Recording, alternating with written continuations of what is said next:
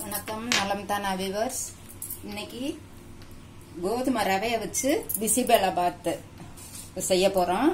இது கொஞ்சம் புது டேஸ்டா இருக்கும். பிசிபெலாபாத் மாதிரியும் செய்யலாம், சாதாரணமா பருப்பு சாதம் மாதிரி கூட பட்டை கிராம்பெல்லாம் கரம் மசாலாம் போடாம பருப்பு சாதம் செய்வோமே அது மாதிரியும் செஞ்சுக்கலாம்.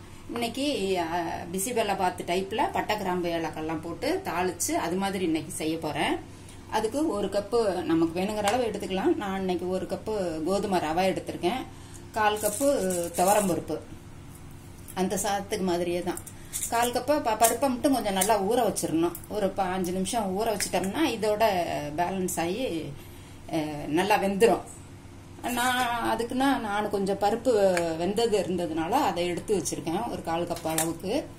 அப்புறம் நமக்கு வேணுங்கிற அதில் போடுற காய்ங்க, நான் இந்த காய் மட்டும் போட்டிருக்கேன். கத்திரிக்காய், பீன்ஸு, கேரட், பட்டாணி இது மட்டும் போட்டிருக்கேன். சின்ன வெங்காயம் கொஞ்சம் உரிச்சு வச்சிருக்கேன். இஞ்சி பூண்டு கொஞ்சம் இது துருவி வச்சிருக்கேன். பச்சை மிளகாய் 1, அப்புறம் மிளகாய் பொடி வேற போடுவோம். கொஞ்சம் முந்திரி பருப்பும் எடுத்து வச்சிருக்கேன். அப்புறம் தாளிக்கிறதுக்கு பவுடர் போடுறதுக்கு பட்டை, கிராம்பு, ஏலக்காய், சாம்பார் பொடி நமக்கு வேணும்னா பொடி பண்ணியும் போட்டுக்கலாம். இதுலயே நல்லா வாசமா இருக்குது, அதனால நான் இதை எடுத்து வச்சிருக்கேன். மஞ்சத்தூள், கொஞ்சமா கரம் மசாலா போடலான்ட்டு எடுத்து வச்சிருக்கேன். இது ஆப்ஷனல் தான், நமக்கு வேணும்னா போட்டுக்கலாம், இல்லைன்னா அது தாளிச்சதோட விட்டுறலாம். நான் கொஞ்சமா எடுத்து வச்சிருக்கேன். உப்பு, எண்ணெய், நெய், கொத்தமல்லி, கருவேப்பிலை இதெல்லாம் யூஸ்வலா போடுறது தான். அடுப்பை பற்ற வச்சுக்கலாம். இப்போ அப்புறம் கடைசியில கொஞ்சமா புளி, அது இதை வேக வச்சு எடுத்து வச்சுக்கிட்டு கொஞ்சமா அரிசி அளவு கிடையாது, ஒரு கோலி குண்டு சைஸுக்கு, இளந்த பழ சைஸுக்கு புளி நம்ம குவான்டிட்டிக்கு தகுந்தாப்புல கொஞ்சம் ஊற வச்சு கடைசியில இதை ரிலீஸ் ஆனதுக்கு அப்புறமேலு கொஞ்சமா ஊத்தி இது கடுகு, உளுந்தம் பருப்பு, பெருங்காயம் போட்டு தாளிச்சு அதுல கொட்டி இதையும் போட்டு ஒரு 2 நிமிஷம் விட்டு இறக்க வேண்டியதுதான். இப்ப எண்ணெய் கொஞ்சம் ஊத்திக்கிறேன்.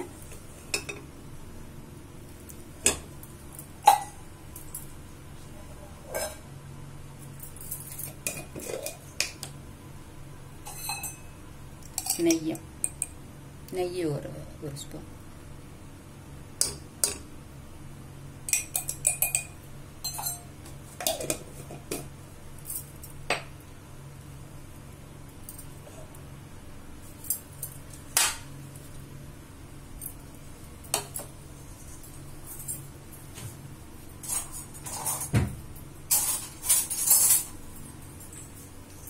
காஞ்சிருச்சு. கடுகு கொஞ்சம்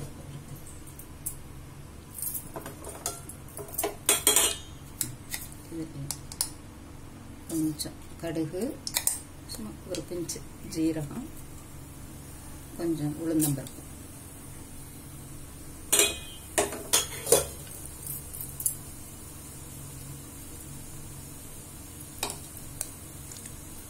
கடுகு வெடிச்சதுக்கு அப்புறம் இந்த வெடிக்க ஆரம்பிச்சிருச்சு. பட்டை, கிராம்பு, ஏலக்காய் வச்சிருக்கேன், அதையும் போட்டுடலாம். முந்திரி பருப்பு, ஒரு பச்சை மிளகாய், சின்ன வெங்காயம் கொஞ்சம், இஞ்சி பூண்டு இதெல்லாம் கொஞ்சம் துருவி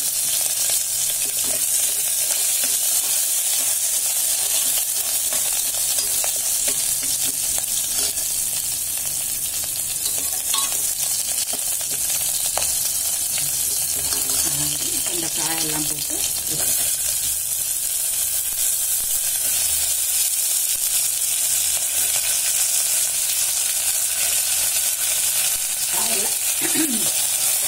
காயெல்லாம் போட்டாச்சு.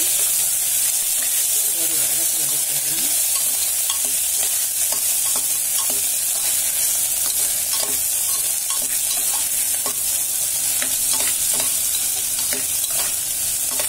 இப்போ ரவை ஒரு கப்பு போட்டுருக்கேன்.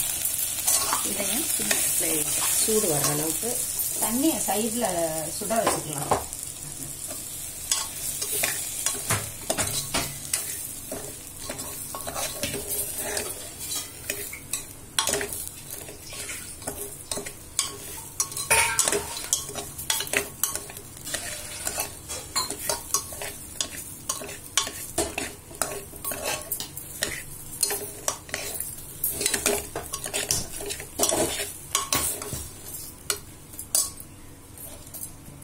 பொடிங்களும் போட்டுடலாம்.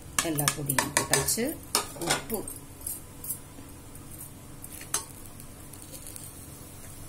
தக்காளியும் போட்டுக்கலாம் கொஞ்சம். நான் முதல்லயே கூட போட்டிருந்துருக்கலாம்.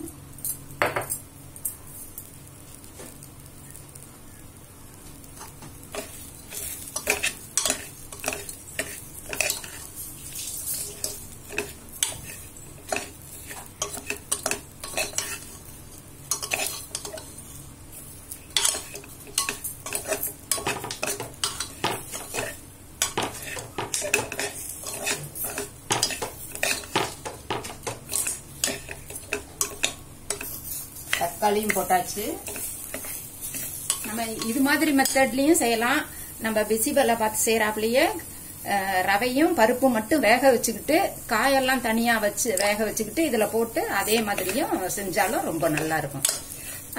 அப்ப இப்ப நான் பருப்பு வேக வச்சிருக்கிறதுனால தண்ணி கொஞ்சம் கச்சிதமா ஊத்துறேன். பருப்பு இதோடவே போட்டோம்னா 3 பங்கு தண்ணி வச்சுக்கணும். ரவைக்கு மட்டும் 2 பங்கு ஆயிடும். அந்த 1/4 கப்பு பருப்புக்கு 1/2 பங்கு 3/4 பங்கு தண்ணி வேணும். அப்பதான் சரியா இருக்கும். தண்ணியும் சுட்டுச்சு.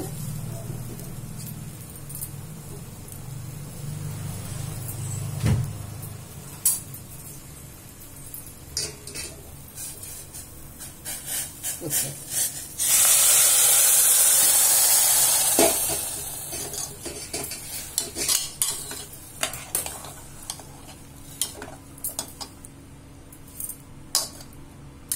பருப்பும் இப்போ போட்டேன். இல்லை, நான் வெந்த பருப்புனால போடுறேன். இப்போ போட்டாச்சு. தண்ணியும் சரியா இருக்கும். மூழ்கிறத விட கொஞ்சம் கூட இருக்குது. இப்போ சரியா இருக்கும். இப்போ மூடி வச்சிடலாம். உப்பு பண்ணுமா டெஸ்ட் பண்ணி பார்த்துக்கலாம், இல்லைன்னா கடைசியிலையும் பார்த்துக்கலாம். குக்கர் மூடி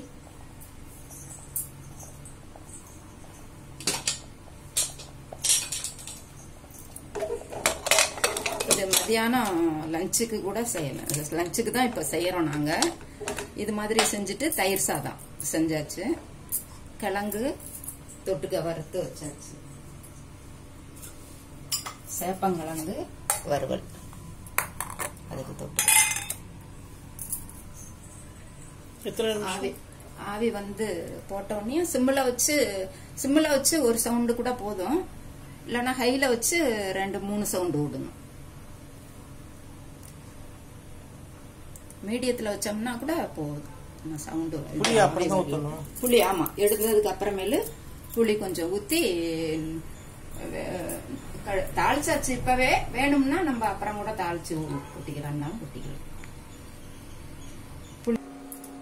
இப்ப நல்லா வெந்துருச்சு. அந்த ரவை ஒரு சில ரவைங்க நல்லா நிறைய தண்ணி இழுக்குது. அதனால 3 பங்கு தண்ணி நல்லா தாராளமா வைக்கலாம். இந்த இங்க பாருங்க நல்லா வெந்துருச்சு. இப்போ ஆஃப் பண்ணிட்டு கேஸ் ரிலீஸ் பண்ணிட்டேன். இதுல கொஞ்சமா புளி நல்லா சுள்ளுன்னு எடுத்து கொடுக்கும்.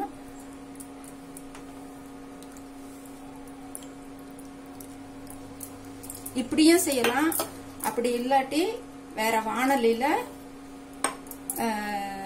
எண்ணெய் ஊத்தி அதுலயும் கொஞ்சம் வெங்காயம் பொடியா அரிஞ்சு தாளிச்சுட்டு கருவேப்பிலை எல்லாம் போட்டு தாளிச்சு புளிய போட்டு ஊத்தி லேசா கொதிக்க வச்சு இதை எடுத்து அதுல போட்டு திரும்பவும் கிளறி விட்டுக்கலாம். அப்படி செஞ்சாலும் நல்லா இருக்கும். அடுப்பப்பட்டாச்சு. அந்த புளி ஊத்துறதுனால கொஞ்சம் புது டேஸ்டா நல்லா இருக்கும். நம்ம உப்புமா வெஜிடபிள் எல்லாம் போட்டு செய்யறப்ப புளி ஊத்த மாட்டோம், தக்காளி மட்டும் போடுவோம். அப்படிங்களா? இன்னும் கொஞ்சம் நெய்யும் ஊற்றிக்கலாம்.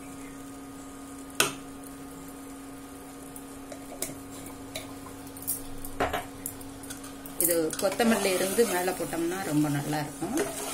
சிம்மில் வச்சு அந்த புளி எல்லா பக்கமும் சேர்றாப்புல செஞ்சு இந்த வாசம் போனவுடனே எடுத்து வச்சு சாப்பிட வேண்டியது. இது கொஞ்சம் வித்தியாச டேஸ்டா இருக்கும்.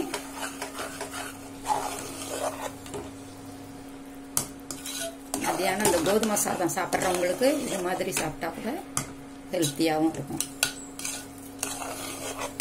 இங்க பாருங்க நல்லா இருக்கும். நீங்களும் செஞ்சு பாருங்க, எப்படி இருக்குன்னு கமெண்ட் சொல்லுங்க. ரொம்ப டேஸ்டியா இருக்கும், ஹெல்த்தியா இருக்கும், பிள்ளைங்களுக்கும் பிடிச்சிருக்கும் அந்த வாசமா இருக்கிறதுனால.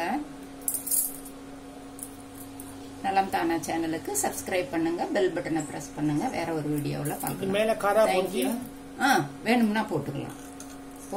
பிளேட்ல போட்டு காரா பூந்தி போட்டு அது சாப்பிட்டாலும் ரொம்ப நல்லா இருக்கும். அதுக்கு தான் அந்த சேனக்கிழங்கு நல்லா கிறிஸ்பா வறுத்து வச்சிருக்கேன். இதுலயும் போட்டுக்கிறாங்க, போட்டுக்கலாம். தேங்க்யூ.